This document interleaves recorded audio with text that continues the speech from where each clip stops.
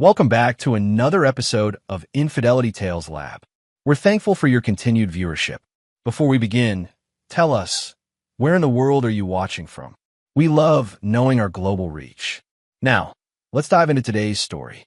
Chapter 1. Welcome home, stranger. The rain hammered against the windshield as Staff Sergeant Robert Bobby Sullivan pulled into the driveway of what used to feel like home. 15 months in Afghanistan, and before that, 6 months dealing with his mother's deteriorating health via video calls and worried text messages. When the call came that she'd passed, the Army granted him emergency leave to handle the funeral and settle her affairs.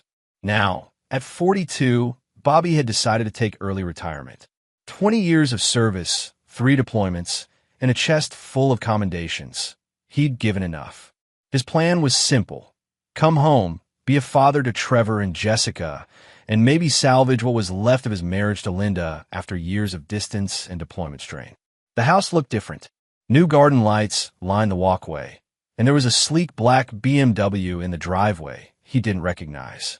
Linda had mentioned getting a new car, but this looked expensive, more than they could afford on her teacher's salary and his military pay. Bobby grabbed his duffel bag and approached the front door. Strange, the lock felt different when he inserted his key. After some fumbling, it finally turned. The foyer was darker than he remembered, with new furniture and a scent he couldn't place. Something sweet and unfamiliar. Linda? Kids? His voice echoed through the house. Trevor appeared at the top of the stairs. At 17, his son had grown taller, broader. The kid Bobby remembered as eager to hear war stories now looked down at him with something resembling contempt. "Oh, you're back." Trevor's tone was flat, unwelcoming. "Yes, son. I'm home for good this time." Bobby forced a smile. "Where's your mom?" "Out with friends." Trevor descended the stairs slowly, deliberately. "Look, we need to talk about some ground rules while you're here." "While you're here." The words hit Bobby like a slap. Ground rules. Jessica emerged from the kitchen, now 15 and barely recognizable. She'd always been Daddy's little girl, but the young woman standing before him regarded him like a stranger. "Hi, Dad," she said, her voice carefully neutral. "Hey, sweetheart." Bobby moved to hug her, but she stepped back. "Trevor's right," Jessica said. "Things are different now. We've been managing fine without you." Bobby felt something cold settle in his stomach. "I'm your father. This is my house." "Actually," Trevor said, pulling out his phone, "Mom's been paying all the bills, and we've established some boundaries that work for our family." "Our family? I'm part of this family." Trevor walked to the bathroom, and Bobby heard the distinct sound of a deadbolt being installed. When his son emerged, he was holding a new key. "We need boundaries. The bathroom is off limits unless you ask permission first." Bobby stared at his son, disbelief washing over him. "You changed the locks on the bathroom?" "Among other things." Trevor pocketed the key. "Also, mealtimes are scheduled. If you want to eat with us, you need to ask. We've gotten used to our routine."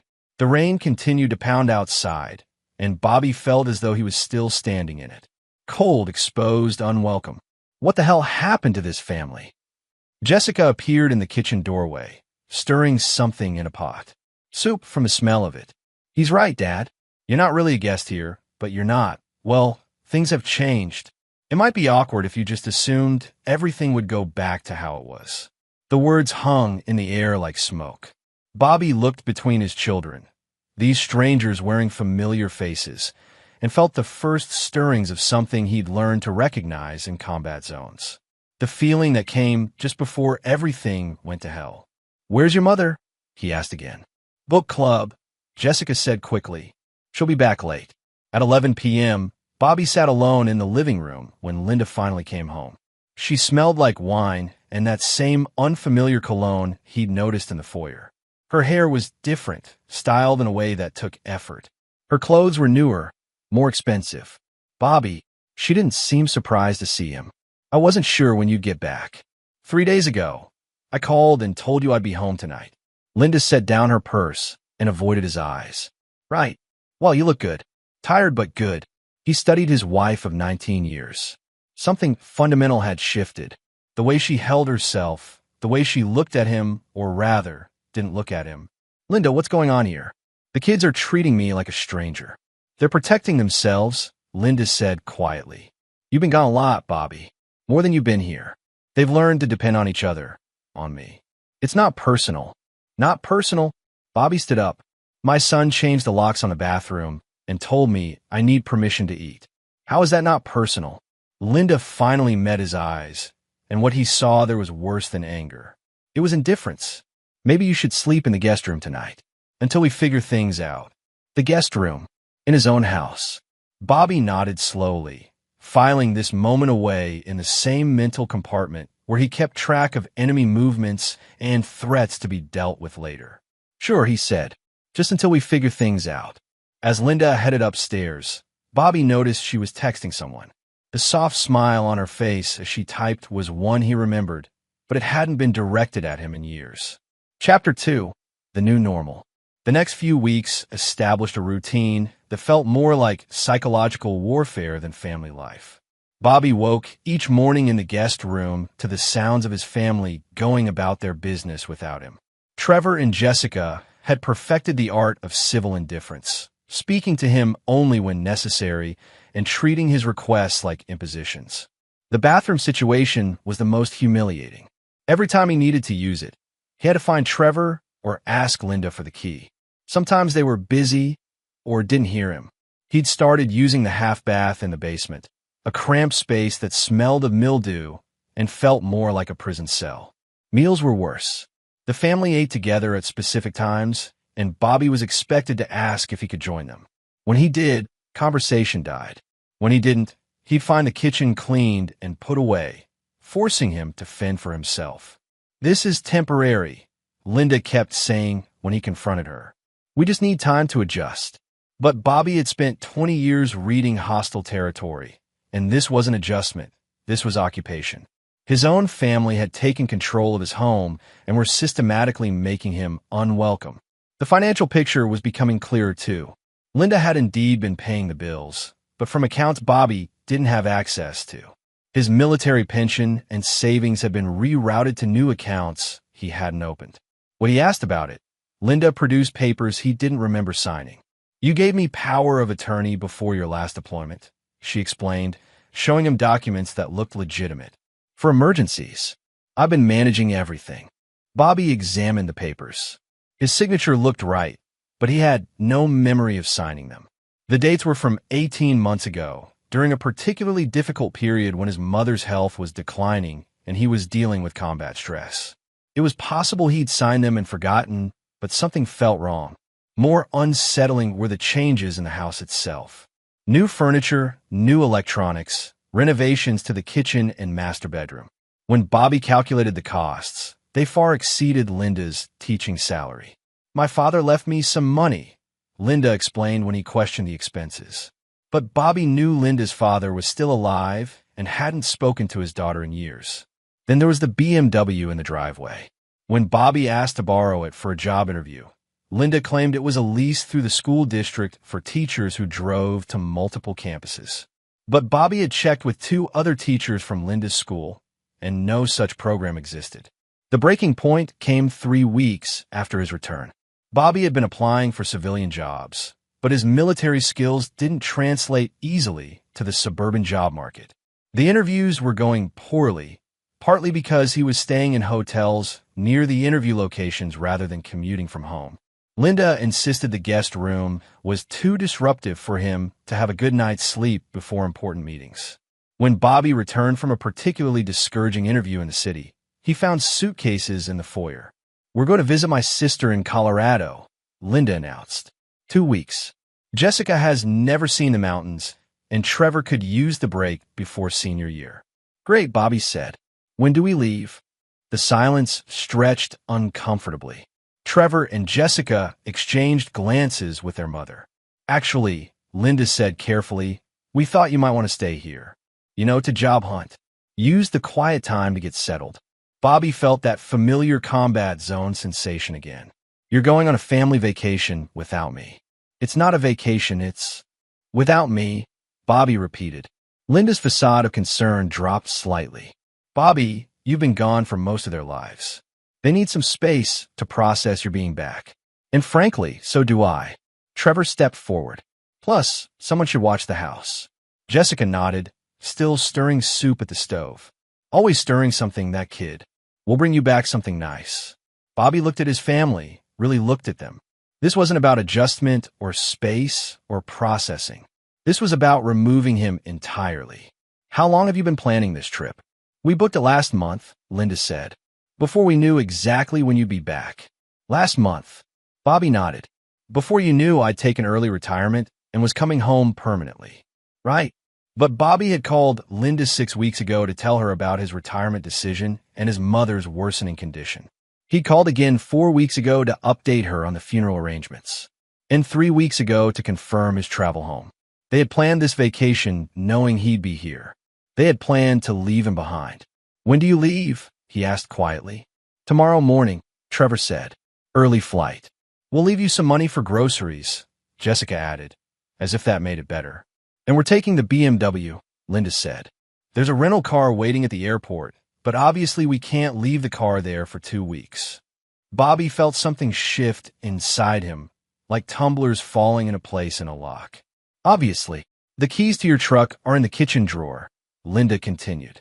But honestly, you should probably just stay local. Save money on gas while you're job hunting. They were taking the car keys. All of them. Even to his own truck that he'd paid for with his military savings. Just to be safe, Trevor added, reading his father's expression. Mom's worried about the insurance if something happened while we're away. Bobby nodded slowly. Sure. Makes sense. That night, as his family finished packing for their trip, Bobby sat in the guest room and made a decision.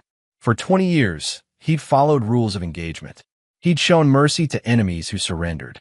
He'd protected civilians and followed the laws of war. But this wasn't war. This was betrayal. And Bobby Sullivan had never been good at forgiving betrayal. He pulled out his phone and started making calls. Old Army buddies who owed him favors. Military contacts who worked in civilian intelligence now. People who understood that some situations required a different kind of operation. If his family wanted to play games, Bobby would show them what it meant to face someone who'd spent 2 decades learning how to break enemy strongholds. The gloves were coming off. Chapter 3. What I Did Next. Bobby watched from the guest room window as the taxi pulled away, carrying his family to the airport. Linda had left exactly $43 on the kitchen counter, enough for maybe a week of basic groceries if he was careful. The refrigerator contained half a gallon of milk, some condiments, and leftovers from meals he hadn't been invited to share. They had taken all the car keys, including his truck keys, just as Linda promised. But what they hadn't counted on was Bobby's particular set of skills and the network he'd built over 20 years of military service. The first call was to Sergeant Major Rick Howell, now working private security in Denver. Bobby fucking Sullivan. Rick's voice boomed through the phone. Heard you retired. What's the situation? I need surveillance on my family. They're flying into Denver this morning. I'll send you their info. Roger that. What are we looking for? Everything. Who they meet, where they go, who my wife calls. Full package. Copy. How deep do you want me to dig? Bobby looked around the empty house, thinking about the BMW, the mysterious income, the power of attorney he didn't remember signing. All the way to bedrock. The second call was to Lieutenant Colonel Patricia Hayes, now working for a private investigation firm in D.C. Bobby, good to hear from you. I heard about your mom. I'm sorry. Thanks, Pat. I need a full financial workup on my wife. Banking, credit, income sources, the works. Plus, I need these documents analyzed. He photographed the power of attorney papers and sent them over. How fast do you need this? Yesterday. I'll have preliminary results by tonight. The third call was to Marcus Webb, a tech specialist who'd served under Bobby in Afghanistan and now ran a cybersecurity firm. Captain Sullivan, what can I do for you? I need complete digital surveillance on my family. Phone records, social media, email, everything. And I need it done quietly. Legal. Then my family. I'm on all the accounts. Then we're good. I'll set up remote access to everything within the hour. By noon, Bobby had his war room established in the basement. 3 laptops borrowed from Marcus, secure communication links to his team, and a growing file of intelligence on his own family's activities. The first report started coming in around 2 p.m. Rick's surveillance team had followed Linda, Trevor, and Jessica from the Denver airport to the Ritz-Carlton downtown. Not exactly the budget family trip Linda had described. More interesting, they weren't alone. A man had met them at the airport, tall, dark hair, expensive clothes. He'd kissed Linda. Not a friendly peck. A real kiss. Patricia's financial investigation was revealing even more interesting details. Linda had 3 bank accounts Bobby didn't know about, with deposits totaling over $180,000 in the past year. Her teacher's salary was being supplemented by regular payments from something called Torres Development LLC. Bobby ran Torres Development through military databases and business registries. It was a property development company owned by Kevin Torres, a local contractor who'd done work in their neighborhood. Bobby remembered the man vaguely. He'd renovated the Martinez house down the street and several others in the area. By evening, Marcus had broken into Linda's email and social media accounts. The evidence was overwhelming and damning. Linda and Kevin Torres had been having an affair for over 2 years. The email chains detailed their relationship, their business arrangements, and their plans for Bobby's return. Kevin had been financing Linda's lifestyle through shell companies and fictitious consulting payments. The BMW was registered to one of Kevin's businesses. But the worst part was the plan they discussed for Bobby's homecoming. They had orchestrated the entire humiliation campaign. Trevor and Jessica weren't naturally hostile. They had been coached. Turned against their father systematically with stories about how Bobby had abandoned them, how he'd chosen the army over his family, how he was dangerous and unstable from his combat deployments. The bathroom locks, the meal restrictions, the guest room, all of it had been Kevin's idea, designed to break Bobby's spirit and make him leave voluntarily. If he couldn't be driven away, the plan was to have him declared mentally unfit and committed to a psychiatric facility. Linda had already consulted with lawyers about having Bobby's military benefits transferred to her permanently. The vacation was the final phase. While they were gone, Kevin would move his things into the house officially. When they returned, Bobby would be presented with divorce papers and told to move out. If he refused, they would claim he was violent and unstable, using his military background against him. Bobby sat in the basement, reading through months of planning his own destruction, and felt something crystallize inside him. Not anger. Anger was hot and stupid. This was something colder, more focused. The same feeling he'd had when planning raids on high-value targets in Afghanistan. His phone rang. Rick, calling from Denver. Bobby, you need to hear this. Our guy with the directional mic caught some interesting conversation over dinner. Bobby listened to the audio recording. Kevin Torres discussing his real estate empire, built largely on fraudulent loans and shell companies. More interesting, Kevin was bragging about his plan to acquire Bobby's house through the divorce proceedings and flip it for a massive profit. There's more, Rick continued. Your wife isn't the only military spouse he's targeted. I've identified at least 3 other cases in the area where deployed servicemen's wives suddenly became interested in expensive renovations and new cars, always with Torres Development doing the work. Bobby felt the pieces clicking into place. This wasn't just adultery. This was a systematic operation targeting military families, using deployed soldiers' absence to manipulate their wives and steal their assets. Rick, I need you to expand the surveillance. Find the other families he's targeted. Give me everything on Torres's business practices, his associates, his vulnerabilities. You planning something, Bobby? Bobby looked around the basement he'd been relegated to in his own home, thought about his children, turned against him by a man who made his living destroying military families. Thought about Linda, the woman he'd loved and protected and served for, now actively plotting his destruction. Yeah, Bobby said quietly. I'm planning something. Chapter 4, Building the Case. Bobby spent the next week transforming his basement exile into a command center that would have impressed his old intelligence officers. The walls were covered with photographs, financial documents, phone records, and relationship maps connecting Kevin Torres to his various schemes. The deeper Bobby dug, the more extensive Torres's operation became. The man wasn't just having affairs. He was running a sophisticated con targeting military families throughout the region. His method was consistent.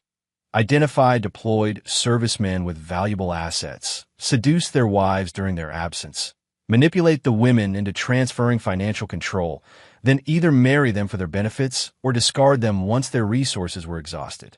Patricia's investigation had uncovered 7 other families that fit the pattern. In each case, the wife had suddenly developed expensive tastes during her husband's deployment, always funded by consulting work or family money that traced back to Torres's shell companies. 2 of the marriages had ended in divorce, with the husband losing everything. 3 others were currently in progress. The most heartbreaking case was Staff Sergeant Mike Rodriguez, who'd returned from Iraq to find his wife Emma had drained their savings and sold their house to pay for medical expenses for her sick mother. Emma's mother had been dead for 5 years. The money had gone to fund a lavish lifestyle with Torres while Mike was in combat. When Mike discovered the truth, he'd suffered a mental breakdown and was currently in a VA psychiatric facility. Bobby studied Rodriguez's case file with particular interest. This was exactly what Torres and Linda had planned for him. A combination of financial ruin and psychological manipulation designed to make him appear unstable. The psychiatric commitment would have transferred his benefits permanently to Linda while making it nearly impossible for him to fight back legally. But Torres had made a mistake targeting Bobby Sullivan. The other victims had been junior enlisted men or mid-level NCOs without extensive intelligence training or the kinds of connections Bobby had cultivated. They'd fought alone and lost. Bobby wouldn't be fighting alone. Marcus's digital surveillance was providing real-time intelligence on Torres's activities. The man was currently in Denver, continuing to play the devoted boyfriend to Linda while simultaneously texting with 2 other military wives back home. His pattern was to maintain multiple relationships in various stages, some for immediate financial gain, others being groomed for future exploitation. Even more valuable was the intelligence on Torres's business operations. His real estate empire was built on mortgage fraud, with properties purchased using false information and shell companies. He'd been shifting assets between various LLCs to avoid taxes and creditors, creating a complex financial structure that looked legitimate on the surface but was fundamentally fraudulent. Bobby had called in another favor from his time in Afghanistan, Captain Sarah Morrison, now working for the FBI's white-collar crime division. Without revealing his personal connection to the case, Bobby had provided her with carefully curated evidence of Torres's mortgage fraud and identity theft operations. "This is good work," Sarah had told him during their encrypted call. "Really good. How did you come across this intel?" "Anonymous tip led to some digging," Bobby replied. "How long before you can move on it?" "With evidence this solid? We could have warrants within the week. But I'm curious about your source." This level of detail suggests inside access. Military spouse got suspicious about her husband's sudden wealth. Bobby lied smoothly. Started documenting things before she came forward. The FBI investigation would be the anvil. Bobby was preparing to be the hammer. But first, he needed to deal with his children. Trevor and Jessica weren't just innocent victims in this. They'd actively participated in his humiliation. Bobby had always understood that children could be manipulated, but the level of coordination they'd shown suggested something more than simple coaching. Marcus's digital surveillance had revealed the truth. Both kids were being paid for their cooperation. Torres had set up bank accounts for them, supposedly for college funds, but the deposits correlated directly with Bobby's mistreatment. $500 for the bathroom lock installation, $1,000 for the guest room exile, $2,000 for the vacation exclusion. Torres hadn't just turned Bobby's children against him, he bought them. Jessica's constant soup stirring wasn't nervous energy. She'd been recording conversations on her phone, creating audio evidence of Bobby's unstable behavior that would be used in commitment proceedings. Every time she stirred that pot, she was positioning herself to capture his voice while appearing innocent. Trevor's boundary setting was more sophisticated. The kid had been documenting Bobby's reactions to their treatment, photographing any signs of anger or frustration that could be presented as evidence of violent tendencies. His phone contained dozens of photos of Bobby looking upset, angry, or confused, all taken without his knowledge. They'd been building a case against their own father for money. Bobby felt something die inside him as he reviewed the evidence. The children he'd loved and protected and missed during his deployments had sold him out for college money. There would be no forgiveness for this. Ever. His phone buzzed with a message from Rick in Denver.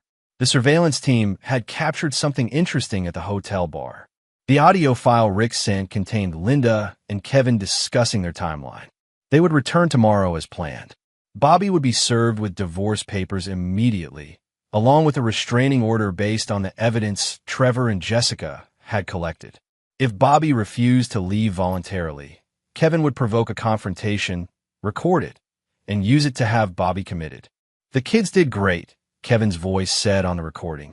Those photos Trevor got, and Jessica's audio recordings, it's exactly what we need to prove he's unstable.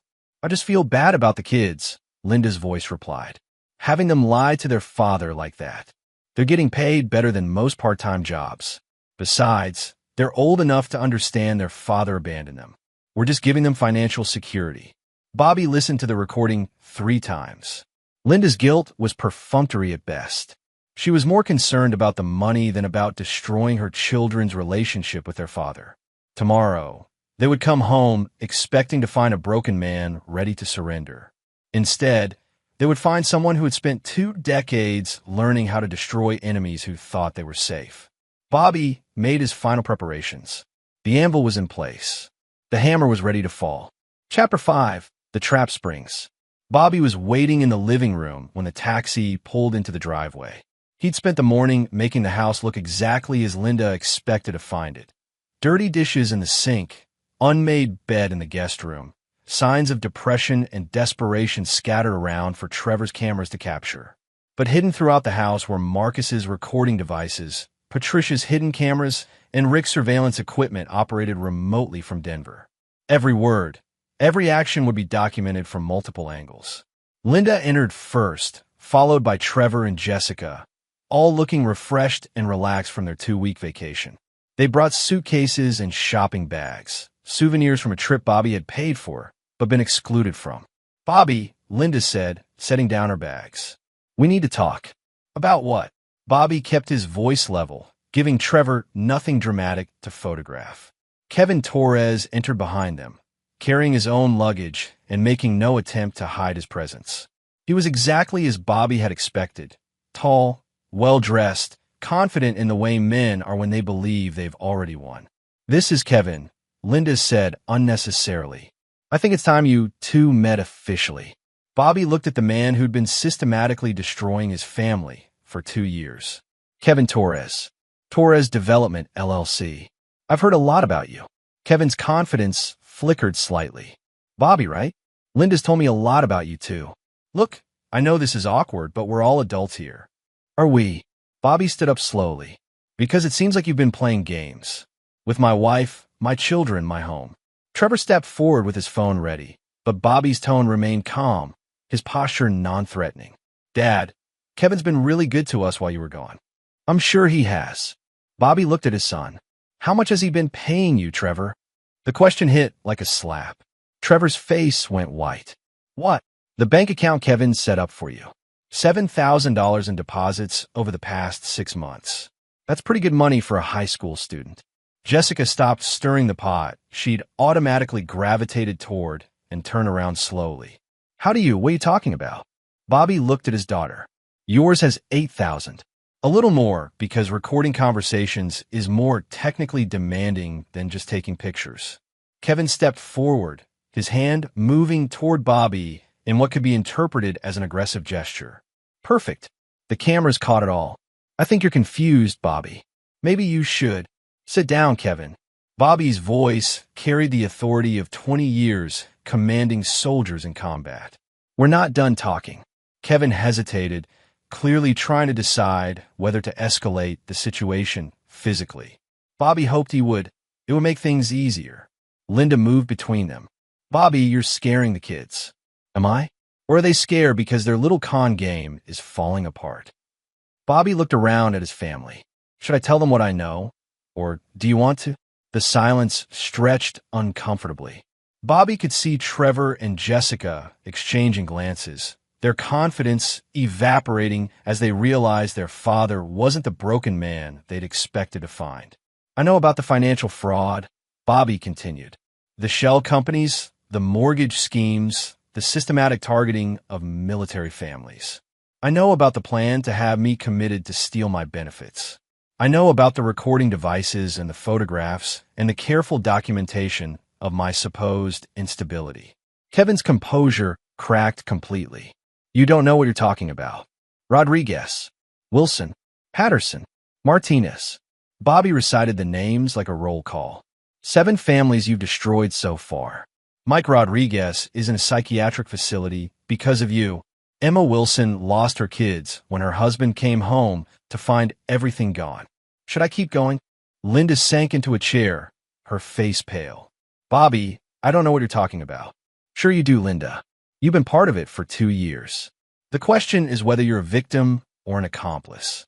Bobby pulled out his tablet and played one of Kevin's recorded calls, the one where he bragged about his operation targeting military wives. Linda's face went from pale to gray as she heard Kevin's voice describing her as another conquest and easier than most because she's so desperate for attention. You son of a bitch, Linda whispered, turning to Kevin. Kevin was backing toward the door, realizing the situation had shifted dramatically. Linda, don't listen to him. He's trying to manipulate you. With your own voice? Bobby played another recording. Kevin discussing how he planned to discard Linda once the house was transferred to his company. Trevor lowered his phone, the fight going out of him. Dad, we didn't know. You didn't know what? That taking money to destroy your father was wrong? That recording him secretly was a betrayal? What exactly didn't you know? Jessica started crying, but Bobby felt nothing. No sympathy, no forgiveness. They made their choice when they chose money over family. Kevin made his move then, pulling out his phone to call someone. This is harassment. I'm calling the police. Good idea, Bobby said. Ask for Agent Sarah Morrison from the FBI field office.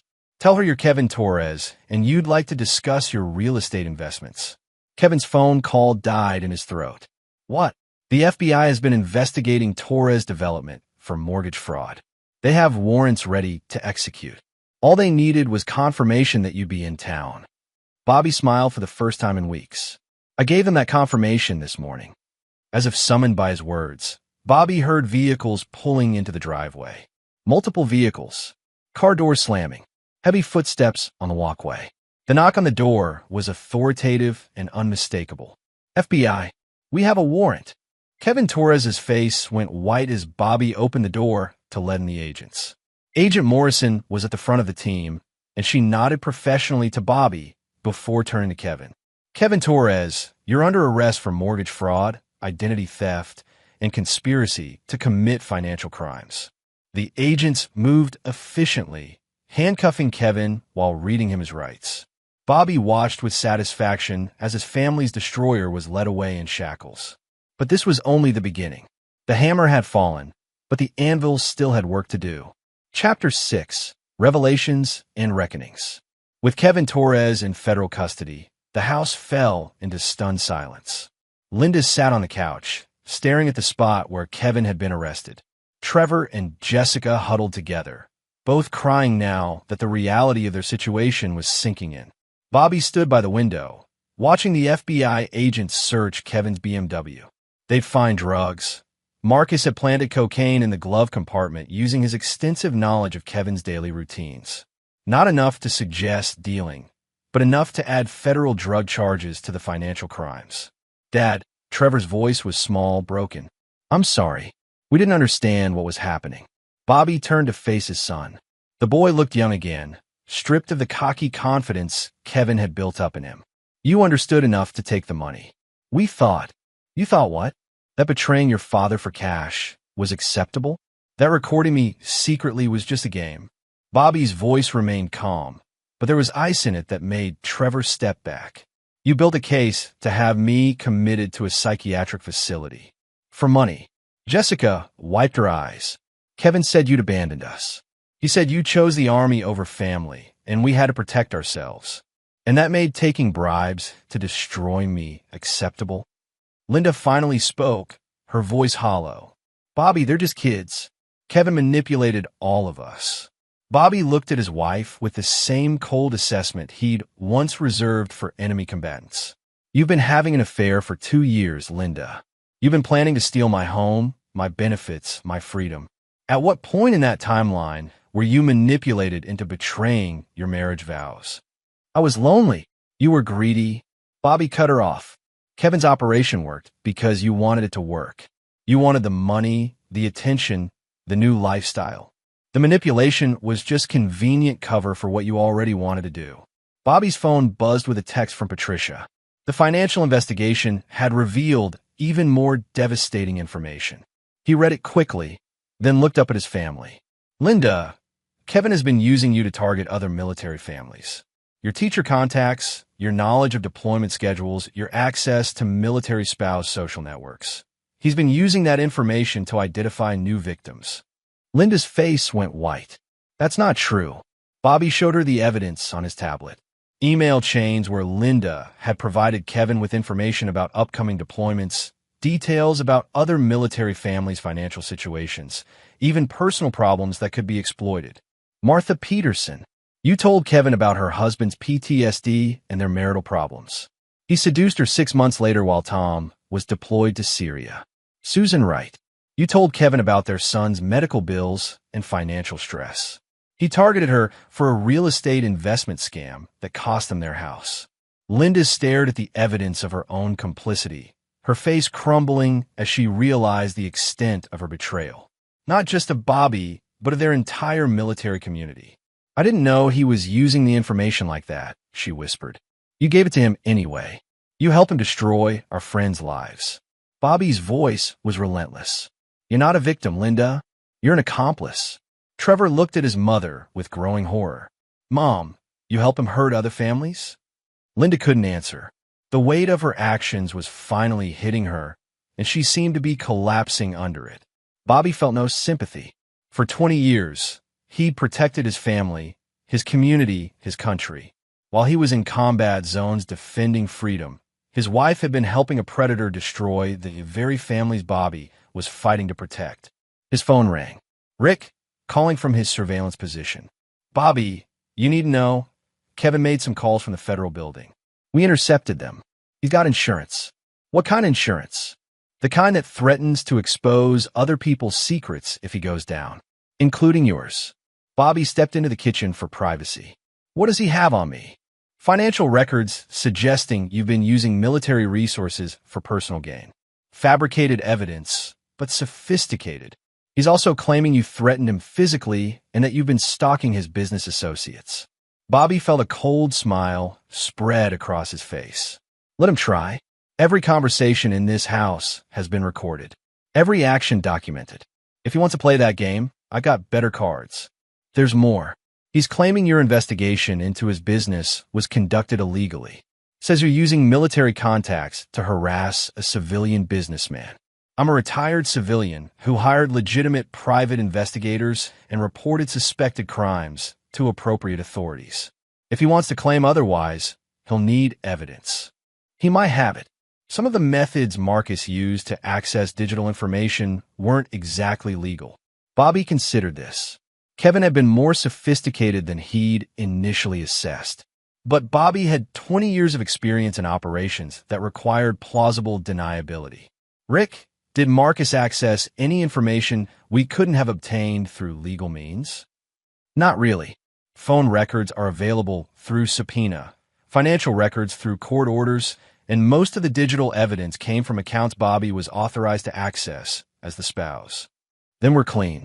Kevin can claim whatever he wants, but he'll be claiming it from federal prison. Bobby returned to the living room, where his family was still dealing with the wreckage of their situation. Linda was on her phone, presumably calling her lawyer. Trevor and Jessica were whispering together, probably discussing their legal exposure. Bobby felt nothing for any of them. The man who had loved this family, who had protected them and sacrificed for them, had died during those 2 weeks of systematic humiliation and betrayal. What remained was someone who understood that mercy was a luxury he could no longer afford. Bobby, Linda said, hanging up her phone. My lawyer says we need to discuss how to handle this situation. for the kids' sake. The kids are accessories to conspiracy and fraud. They took money to participate in a scheme to have me illegally committed. They're lucky if criminal charges are the worst thing that happens to them. Trevor stepped forward. Dad, we'll pay the money back. All of it. And we'll testify against Kevin. Bobby looked at his son. This stranger who shared his DNA, but had sold him out for cash. You'll testify against Kevin because that's the deal the FBI will offer you to avoid prison time. Don't pretend it's about making things right. Jessica found her voice. What do you want from us? The question hung in the air. What did Bobby want? Revenge? Justice? Reconciliation? Bobby looked around at his family, his betrayers, and realized what he wanted was very simple. He wanted them gone. Chapter 7. The Execution. 3 days after Kevin Torres's arrest, Bobby sat in his lawyer's office reviewing divorce papers. Not the papers Linda had planned to serve him, but the ones he was serving her. The documents were thorough, brutal, and entirely legal. You're sure about this? Attorney Margaret Foster asked, reviewing the settlement terms. You're essentially giving up all claim to reconciliation. There won't be any reconciliation, Bobby replied. I want them out of my life permanently. The divorce papers stripped Linda of everything. The house, purchased primarily with Bobby's VA loan and military benefits, would remain his. Linda's accounts, funded through her participation in Kevin's criminal enterprise, were being frozen by federal authorities. Her teacher's pension could be garnished to compensate Kevin's victims once the civil suits began. More importantly, Bobby was demanding sole custody of Trevor and Jessica, with Linda having only supervised visitation. Given their participation in the conspiracy against him and Linda's involvement in crimes affecting military families, family court would likely rule in Bobby's favor. But Bobby had no intention of actually taking custody of his children. He had a different plan for them. Margaret reviewed the custody arrangements one more time. The children will need representation, and Linda will fight this. Let her fight. I have documentation of their conspiracy, audio recordings of their planning sessions, and financial records of the bribes Kevin paid them, plus Linda's own words implicating her in crimes against other military families. Bobby's phone buzzed with an update from Marcus. Kevin Torres had accepted a federal plea deal to avoid life in prison. In exchange for testifying against his network of accomplices and shell companies, he'd serve 15 years minimum. Part of his plea required full financial disclosure and victim compensation. Linda would be named as a co-conspirator in the federal case. Her cooperation in targeting military families, providing intelligence for Kevin's operations, and laundering money through fake consulting agreements made her an essential part of the criminal enterprise. She could face federal charges or accept a plea deal that would include significant financial penalties and probation. Either way, her teaching career was over. Her reputation in the military community was destroyed. Her financial future was ruins. Bobby felt no satisfaction in her destruction, only cold calculation. She had chosen her path when she chose to betray not just him, but the entire community they'd been part of for 20 years. The door to Margaret's office opened and Linda entered with her attorney, David Chun. Linda looked haggard, aged years in just a few days. The stress of Kevin's arrest and the federal investigation was showing. Bobby, she said, her voice tentative, we need to talk about the children. The children who took bribes to build a false case against me? Those children. David Chun leaned forward. My client is willing to discuss financial arrangements and custody sharing. Your client has no financial assets that aren't connected to criminal activity, Margaret replied smoothly. And her involvement in a conspiracy targeting military families makes her unsuitable for custody of military dependents. Linda started crying again. Bobby, please. I know I made mistakes, but they're still your children. Bobby looked at the woman he'd once loved. They stopped being my children when they took money to destroy me. You stopped being my wife when you helped a predator target our friends. The money doesn't matter, Linda said desperately. We can fix this. Family therapy, counseling, whatever it takes. It takes trust, Bobby said quietly. And trust, once broken, can't be repaired. I trusted you with my life, my future, my children. You sold all of it to the highest bidder. David Chun tried another approach. Mr. Sullivan, your wife was manipulated by a sophisticated criminal. She's as much a victim as anyone." Bobby laughed, a sound with no humor in it. Victims don't spend 2 years planning their husband's imprisonment. Victims don't coach their children to betray their father. Victims don't help criminals target other families. Margaret placed a hand on Bobby's arm. "Mr. Sullivan, perhaps we should discuss the specific terms privately with Mrs. Sullivan's counsel." Bobby nodded and stood to leave. As he reached the door, Linda called out to him. "Bobby, what about forgiveness? What about second chances?" Bobby turned back to face her. "I spent 20 years in the military, Linda. I've seen what happens when you give second chances to people who've proven they can't be trusted. They get people killed. We're not in Afghanistan anymore, Bobby.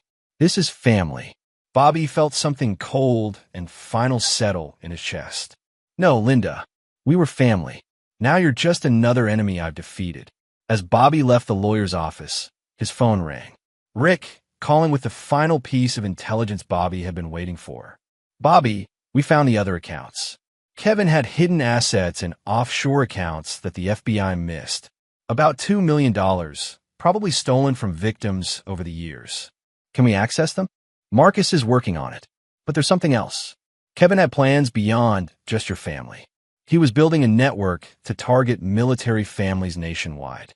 Base housing complexes, deployment support groups, military spouse organizations.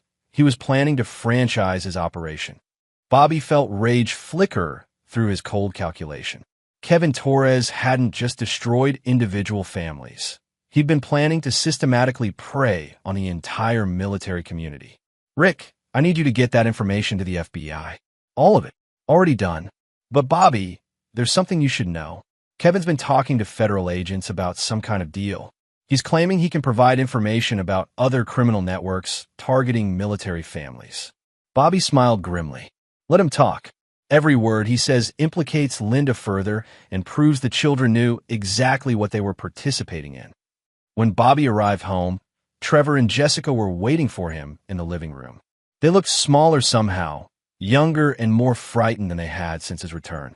"Dad," Trevor said, "we need to talk about what happens next."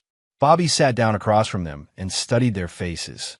These children who had once run to greet him when he came home on leave, who had cried when he deployed, who had written him letters and sent him drawings and counted the days until his return. All of that was gone now, burned away by greed and betrayal. What remained were two strangers who had sold him out for college money. "What happens next," Bobby said quietly, "is that you both learn the consequences of the choices you made." Chapter 8. No Mercy. Bobby's final move came exactly 1 week after Kevin Torres' arrest. He had let Linda, Trevor, and Jessica believe they had time to negotiate, time to plan their defense, time to find some way to minimize the consequences of their betrayal. He wanted them to have hope before he took it away forever. The morning started with a knock on the door. Linda answered to find Agent Morrison and 2 other FBI agents with a search warrant for the house. Not for evidence of Kevin's crimes that had already been gathered. This warrant was for evidence of Linda's conspiracy and the children's participation in the scheme. "Mrs. Sullivan," Agent Morrison said formally, "we have a warrant to search the premises and seize any documents, devices, or materials related to the conspiracy to defraud Robert Sullivan and other military families." Linda's face went white. "I thought Kevin's arrest ended this. Mr. Torres' cooperation has provided us with extensive information about his accomplices. We'll need to speak with you and your children after we execute this warrant." Bobby watched from the kitchen as federal agents systematically dismantled his family's remaining illusions of safety. They seized phones, computers, tablets, and documents. They found the recording devices Jessica had used, the camera equipment Trevor had employed, and the detailed records Kevin had insisted they keep of Bobby's supposed instability. Every piece of evidence they had thought would destroy Bobby now became evidence of their own crimes. Trevor tried to approach his father as agents boxed up his electronics. "Dad, can you make them stop? Can you tell them we were just kids who didn't understand?" Bobby looked at his son with the same expression he'd once reserved for captured insurgents. "You understood enough to negotiate payment rates. You understood enough to coordinate your activities with a criminal conspiracy. You understood enough to document every detail for legal proceedings. We were scared, Jessica added. Kevin said you'd be violent when you came back, that you'd hurt us. And yet you never once tried to warn me about Kevin's presence in my house. You never tried to protect your mother from a dangerous criminal. You only tried to protect the money you were being paid. Agent Morrison approached Bobby. Mr. Sullivan, we'll need you to come in for a formal statement this afternoon. Your cooperation has been invaluable, but we need official testimony for the prosecutions. Bobby nodded. How many prosecutions? Kevin Torres will plead guilty to 19 federal charges. Your wife will face conspiracy charges unless she accepts a plea deal. Your children. Morrison glanced at Trevor and Jessica. Minors who participate in federal conspiracies can be tried as adults if the crimes are serious enough. Linda collapsed into a chair. You're going to prosecute my children? Mrs. Sullivan, your children participated in a conspiracy to defraud a military veteran and commit him to psychiatric care under false pretenses.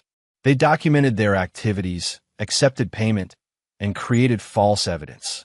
Age doesn't excuse federal crimes of this magnitude. Bobby felt nothing as he watched his family realize the full scope of their situation. No sympathy, no regret, no desire to help them. They had made their choices. That afternoon, Bobby sat in the FBI field office giving his formal statement. The process was familiar. He'd provided intelligence briefings hundreds of times during his military career. The difference was that this time, he was briefing on his own family's crimes. Mr. Sullivan, Agent Morrison said, your wife's attorney has indicated she's willing to provide full cooperation in exchange for reduced charges. This would include testifying against her children if they don't accept plea deals. Bobby nodded.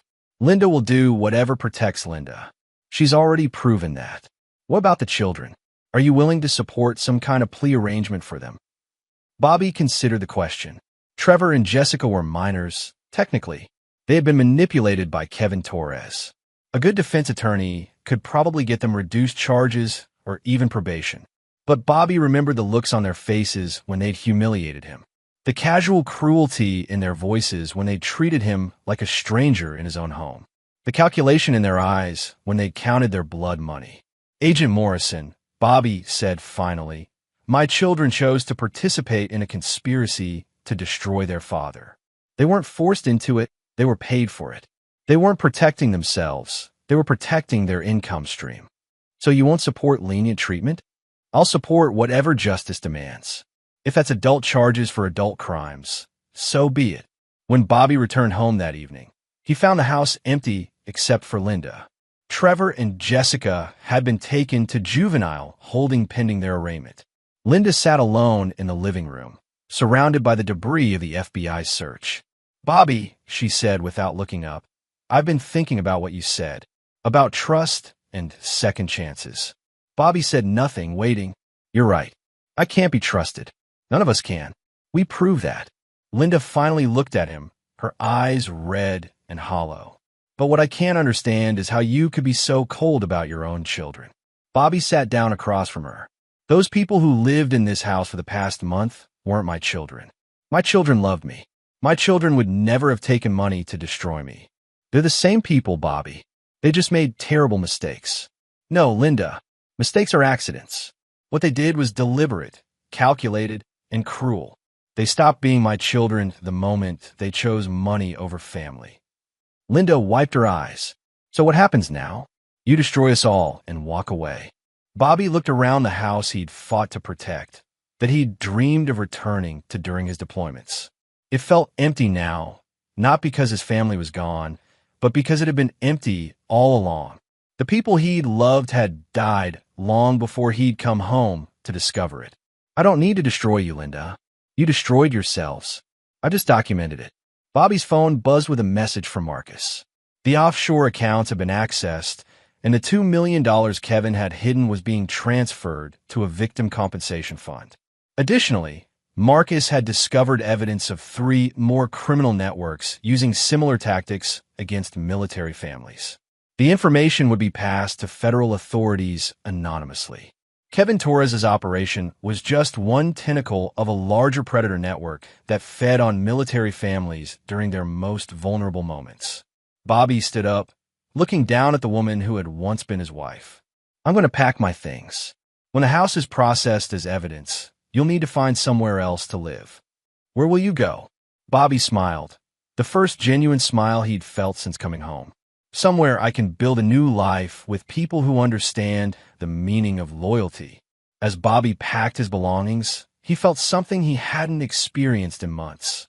Hope. Not for reconciliation or forgiveness, but for the future. A future where he would never again make the mistake of trusting people who had proven themselves untrustworthy. His phone rang one final time. "Rick, calling from Denver." "Bobby, it's over. Kevin Torres just accepted a 20-year plea deal. Full cooperation, full victim compensation, and he's giving up everyone in his network." "What about Linda?" "Plea deal for 5 years probation and victim compensation. She'll never teach again, and she'll be paying damages for the rest of her life." "And the kids?" "Juvenile court, but they'll be tried as adults if they don't accept responsibility. Their best option is plea deals with community service and restitution." Bobby felt a cold satisfaction settle over him. Justice, finally. "Rick, I need one more favor." "Name it." "Help me disappear." Chapter 9, New Beginnings. 6 months later, Bobby Sullivan sat on the porch of a small cabin in Montana, watching the sun rise over mountains that had never known betrayal. He'd bought the property with money from the sale of his former home.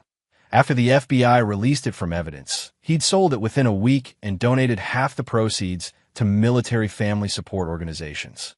The cabin was isolated, peaceful, and exactly what Bobby needed to rebuild his life. He'd taken a job with a private security company that specialized in protecting military families from financial predators. The work was satisfying in a way that went beyond mere employment. He was using his experience to prevent other families from suffering what his had inflicted on him. His phone buzzed with a text from Marcus, who now worked as Bobby's partner in the security business. Torres' network completely dismantled. 14 arrests, 47 victims compensated. "Your intelligence made it possible." Bobby smiled and set the phone aside. Kevin Torres was serving 20 years in federal prison. Linda was working as a retail clerk to pay victim compensation, her teaching credentials permanently revoked. She'd been disowned by the military spouse community she'd helped Kevin prey upon. Trevor and Jessica had accepted plea deals that included community service and restitution payments. They would graduate high school with federal criminal records and the knowledge that their choices had consequences. Bobby had not spoken to either of them since their arrests. He felt no guilt about any of it. They had chosen their paths when they chose money over family. Bobby had simply ensured their choices had appropriate consequences. A vehicle approached on the mountain road, a Jeep Bobby recognized. Sarah Morrison, the FBI agent who had led the Torres investigation, climbed out and approached the porch. "Bobby," she said, accepting the coffee he offered. "Thought you'd want to know the final numbers." Bobby listened as Sarah detailed the complete dismantling of the predator network that had targeted military families. 63 families have been victimized across 7 states. Kevin Torres' operation had been the largest, but not the only one. The intelligence Bobby had provided had led to the discovery and prosecution of an entire ecosystem of criminals who specialized in exploiting deployed servicemen. "There's something else," Sarah continued. "We've had inquiries from other federal agencies about your analytical work. If you're interested, there are opportunities in the private sector working with law enforcement." Bobby considered the offer. "What kind of opportunities?" "Consulting on cases involving military families. Financial crimes, domestic terrorism, organized conspiracy. Your understanding of how these predators operate could help us prevent future victims." Bobby looked out at the mountains, thinking about the families who might be saved from what his had endured. "I'll consider it." After Sarah left, Bobby sat in the quiet of his new life and felt something he hadn't experienced in years: peace. Not the peace of reconciliation or forgiveness, but the peace of justice served and debts paid. His old life was gone, burned away by betrayal and greed. But from those ashes, he'd built something better, A life based on truth rather than illusion, on earned loyalty rather than assumed devotion. Bobby had learned the hardest lesson of his military career. Sometimes the enemy lives in your own home. But he'd also learned that victory was possible even in the face of ultimate betrayal, as long as you were willing to fight without mercy for what was right. His phone buzzed with another message. This one from Rick, who had moved to Montana to join Bobby's security company. New case just came in. Army Ranger, 3 deployments. Came home to find his family acting strange. Wife says he needs boundaries before he can rejoin the family. Sound familiar? Bobby smiled and reached for his keys. There was work to do. The old Bobby Sullivan, the man who believed in second chances and forgiveness, was dead and buried with his illusions about family loyalty. What remained was someone harder, colder, but infinitely more effective at protecting people who deserve protection. As Bobby drove down the mountain toward his new mission, he felt something that had been missing from his life for months. Purpose. Not the purpose of serving ungrateful people who would betray him at the first opportunity, but the purpose of protecting those who had earned protection and destroying those who preyed on the innocent. Bobby Sullivan had come home from war to find the real enemy waiting for him in his own living room. He defeated that enemy completely and without mercy. Now he was ready to find new enemies to defeat. The war was over. The mission continued. In the rearview mirror, Bobby could see the smoke rising from the valley where his old life had burned. Ahead, the mountain road stretched toward a future built on harder truths and earned trust. Bobby drove toward that future without looking back. Behind him lay the ashes of betrayal. Ahead lay the satisfaction of justice served and the promise that no one would ever again mistake his mercy for weakness. The homecoming was complete. The revenge was finished. The new life had begun. And Bobby Sullivan had never felt more at peace. And there you have it. Another story comes to an end. What did you think? I'd love to hear your thoughts in the comments below. If you enjoy this story, consider joining our community by subscribing. It means the world to us. For more stories like this one, check out the recommended videos on screen. And I'll see you there.